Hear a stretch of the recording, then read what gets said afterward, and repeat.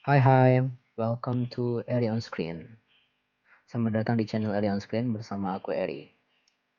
Nah, hari ini aku akan berbagi tutorial membuat installer USB flash disk, installer Windows 7, 8, atau 10. Nah, langsung aja kita mulai. Gimana tutorialnya? Nah, pertama kita download dulu aplikasi yang namanya Rufus. Kalian tinggal ketik Rufus di kolom pencarian Google atau nanti aku akan bagikan link di kolom deskripsi. Link Rufus tentunya ya. Nah, di sini kita gulir sampai menemukan menu download. Di sini kita download yang teratas Rufus 321. Di sini filenya kecil jadi downloadnya akan cepat. Oke, udah kelar. Nah, kita masuk ke menu Rufus. Nah, di sini karena aku sudah menyambungkan USB flash diskku, jadi sudah terbaca di kolomnya. Jadi nanti ada beberapa kolom yang akan kita lihat. Di sini aku akan praktekin cara buat bootable flash disk dari Windows 7 ya. Untuk Windows 8 dan 10-nya caranya sama aja, tetapi ada perbedaannya. Di sini sedikit aku akan jelasin tentang perbedaannya. Nah, di sini di bagian device ini kita lihat kita bisa memilih flash disk mana yang akan kita pakai. Di sini aku cuma punya satu flash disk yang terhubung, jadi cuma ada satu pilihan. Nah, di sini selection itu kita pilih yang ISO. Ini sudah default terpilih ISO biasanya, karena biasanya file-file kita itu file installer itu dalam bentuk ISO. Nah, selanjutnya ayo kita pilih ISO yang akan kita gunakan. Nah, di sini aku akan menunjukkan perbedaannya. Nih, di sini aku ada 3 file ISO, Windows 7, 8, dan 10. Kita lihat dulu yang Windows 7. Nah, di Windows 7 ada opsi partition scheme dan target system. Kita buka yang partition scheme ini, ternyata hanya ada 1 MBR, jadi kita tidak perlu memilih apa-apa. Sementara untuk target sistemnya juga cuma ada 1, jadi kita tidak perlu memilih apa-apa. Sementara untuk yang di bawah ini akan kita bahas di langkah selanjutnya. Nah, kita pilih untuk Windows 8-nya. Nah, sekarang ada menu baru yang muncul yaitu image option. Nah, di sini ada pilihan apa aja di image option ini? Ada standard Windows installation dan ada Windows to go. Apa sih bedanya standard Windows installation dan Windows to go?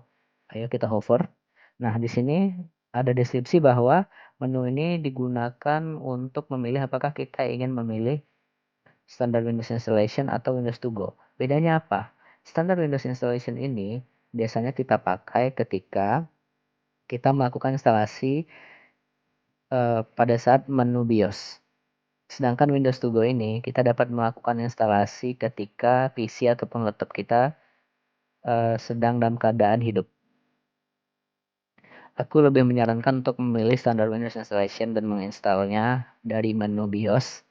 Kenapa? Karena pada saat langkah instalasi Windows itu akan ada pilihan untuk format. Jadi ketika kita memilih standard Windows installation, kita bisa melakukan format dan data-data kita di harddisk yang ingin kita pakai itu bisa dibersihkan dengan baik. Sedangkan Windows to go, seingatku kita tidak bisa melakukan penghapusan atau format data dengan mudah. Oke. Jadi kalau untuk Windows 8, dia ada standar Windows installation untuk image option-nya. Sementara untuk partition scheme-nya ada apa aja nih menunya? Ternyata ada 2, ada MBR dan ada GPT. Nanti kita akan sarankan bagaimana cara memilih MBR atau GPT. Sementara untuk target use sistemnya hanya ada 1, jadi kita tidak pusing untuk menentukannya. Nah, bagaimana dengan ISO dari Windows 10? Ayo kita coba. Ini dia ISO dari Windows 10, kita pilih. Nah, ternyata ada image option juga ya.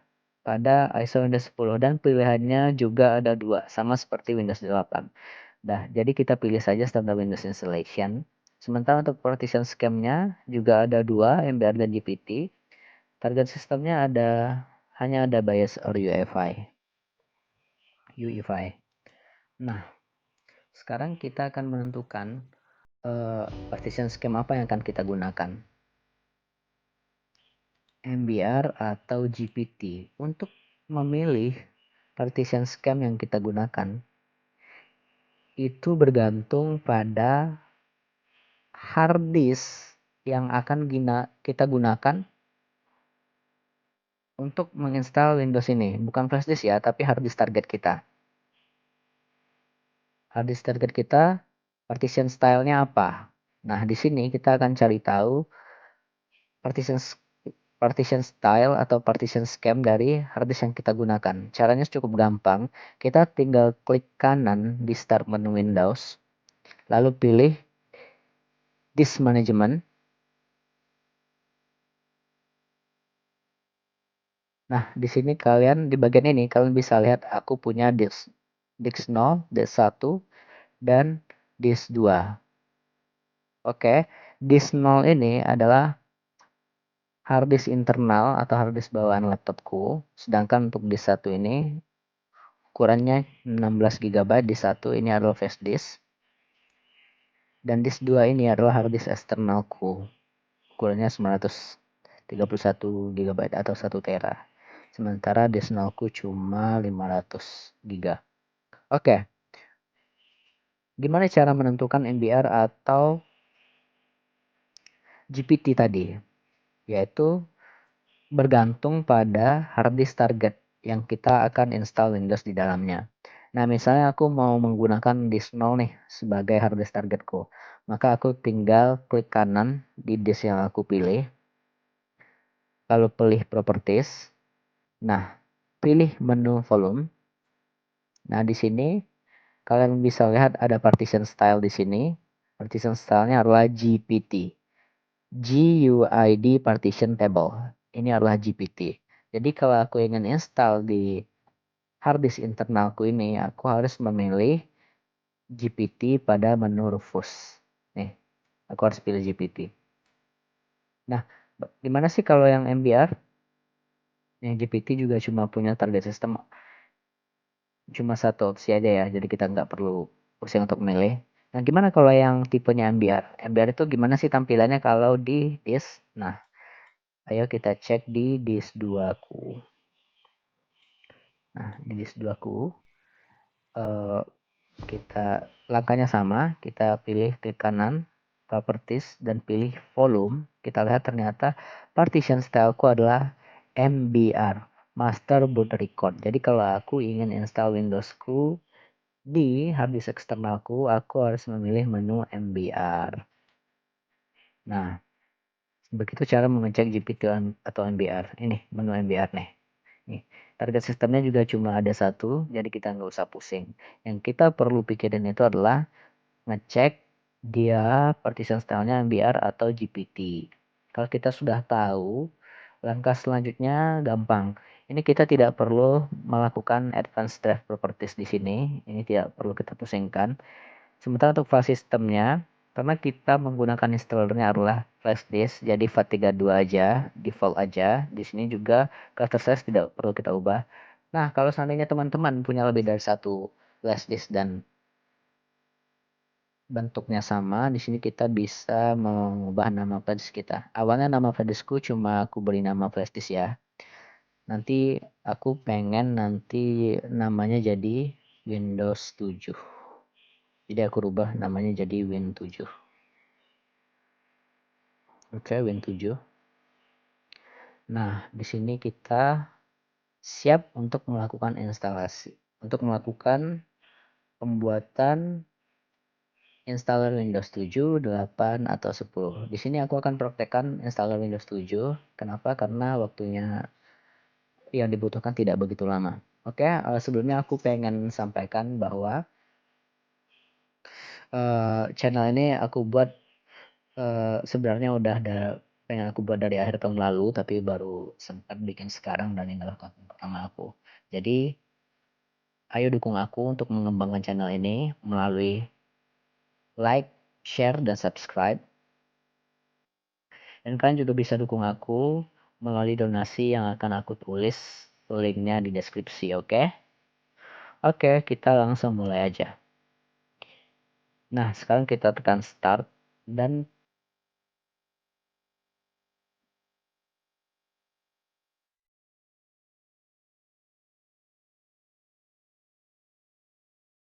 nah, oh ya, aku pengen praktek Windows 7 ya. Jadi aku bingung tadi. Nih, untuk Windows 7 kita pilih untuk Windows 10 di sini kita tinggal disable data collection atau supervised question, atau kita nggak perlu melakukan kustomisasi apa-apa. Sementara untuk Windows 8 bagaimana tampilannya? Kita start. Nah, dia akan ada warningnya, akan ada peringatan bahwa data yang ada di flash disk kita akan dihapus, akan diformat terlebih dahulu. Jadi sebelum menggunakan flash disk tersebut, sebaiknya teman-teman memindahkan datanya terlebih dahulu. Begitu perbedaan antara Windows 8 dan Windows 10. Sementara untuk Windows 7, karena kita akan melakukan Windows 7 ya. Nah, ini ternyata sama aja dengan Windows 8. Jadi kita tinggal rubah namanya di sini. Kalau ingin namanya berubah, Win 7. Dan kita tinggal tekan start. Oke, kita mulai ya. Tekan start. Oke, ada peringatan untuk penghapusan data. Kita tekan oke dan kita tunggu.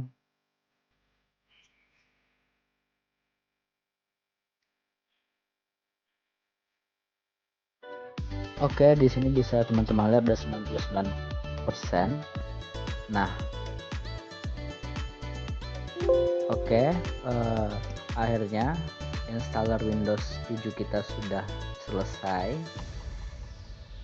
Kita tinggal pilih close dan selesai. Bootable USB kita sudah selesai. Nah, jadi sekian tutorial dari aku hari ini. Jika kalian suka video-video dari aku, jangan lupa untuk dukung aku. Nanti juga aku akan bikin konten yang lebih terstruktur dan berkonsep. Aku persiapkan dulu. Sampai jumpa di konten-konten aku berikutnya. Bye bye.